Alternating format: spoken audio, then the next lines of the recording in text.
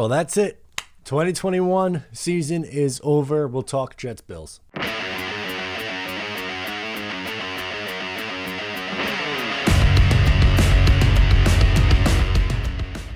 Hey, what's going on? I'm Matt O'Leary, back with another video, and today I'll be talking about the New York Jets against the Buffalo Bills.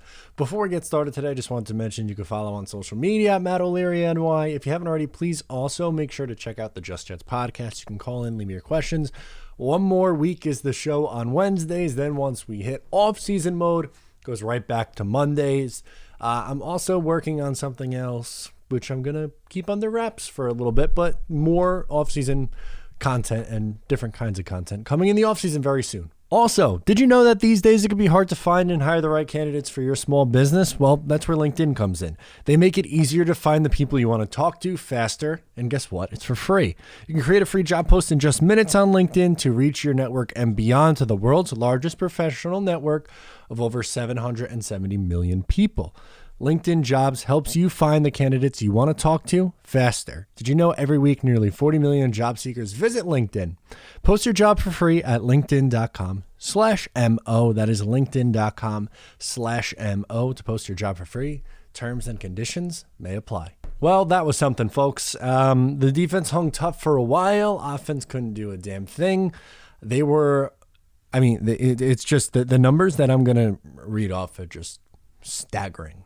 Apparently when you're on your fourth string left tackle, backup center, out every starting receiver, that's good. I mean, it's just a recipe for disaster, which is exactly what the offense was. They had no shot today.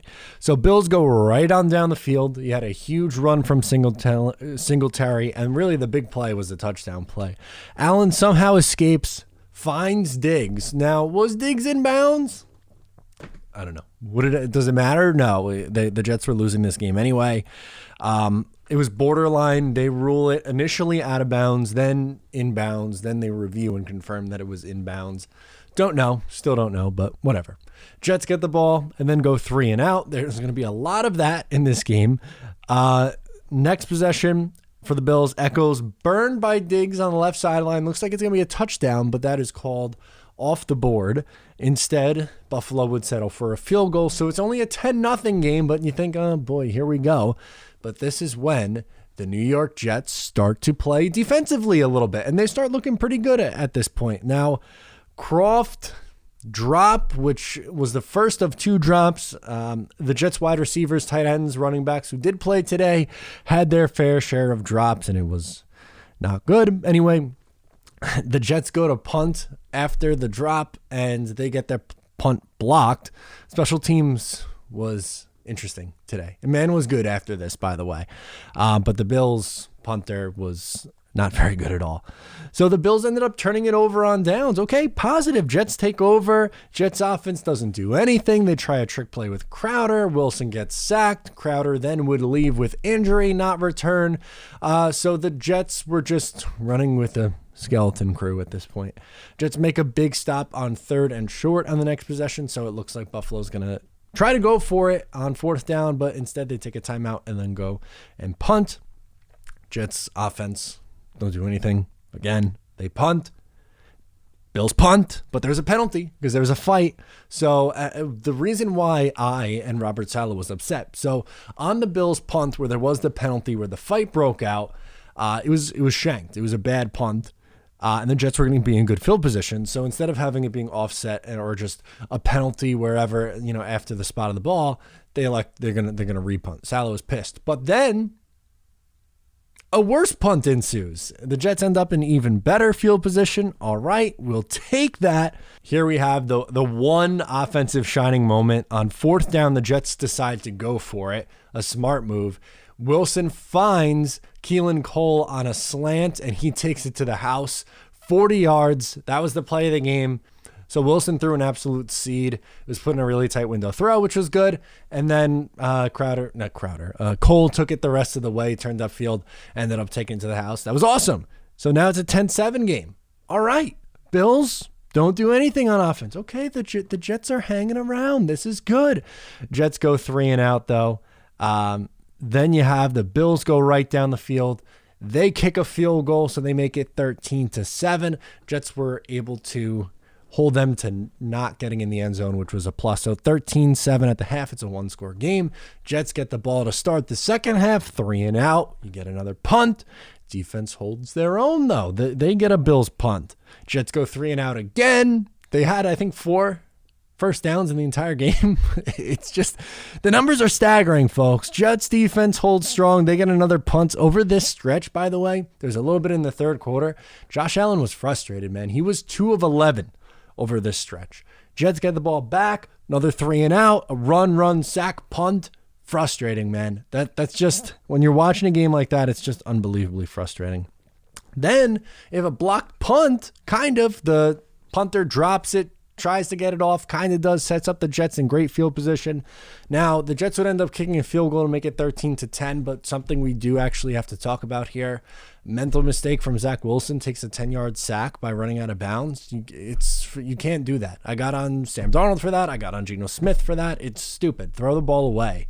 And it would have been a 10 yards in on the field goal. I think it was a 39-49. Now, the Jets ended up hitting it, thank God, but just dumb. Throw it out of bounds. No reason.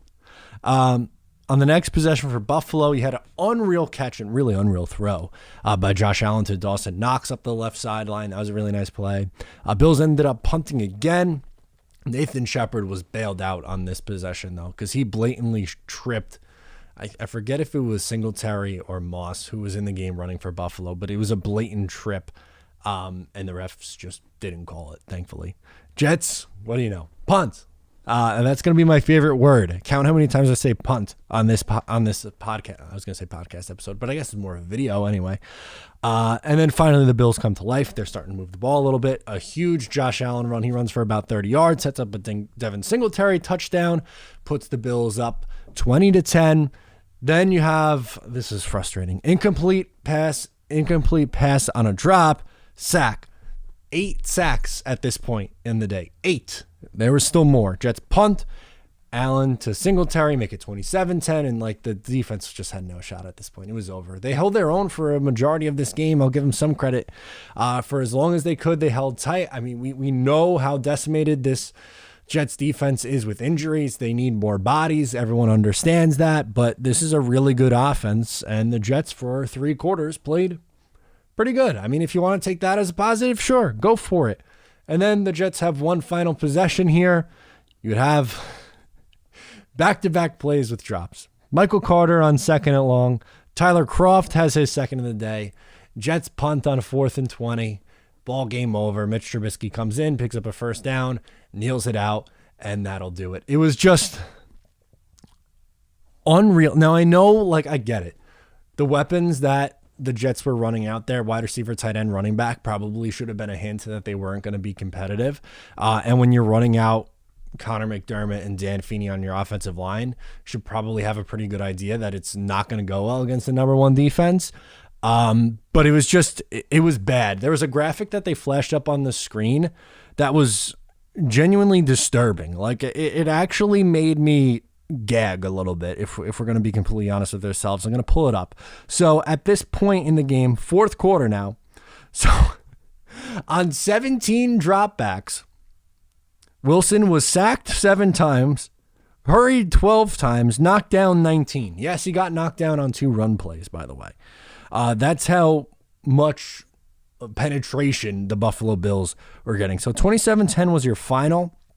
Now, the Wilson day looks ugly. 7-20, 87 yards, 1 touchdown, 8 sacks. Really not. There was 9 sacks on the day for 82 yards of sacks. So a net of 5 passing yards for the Jets.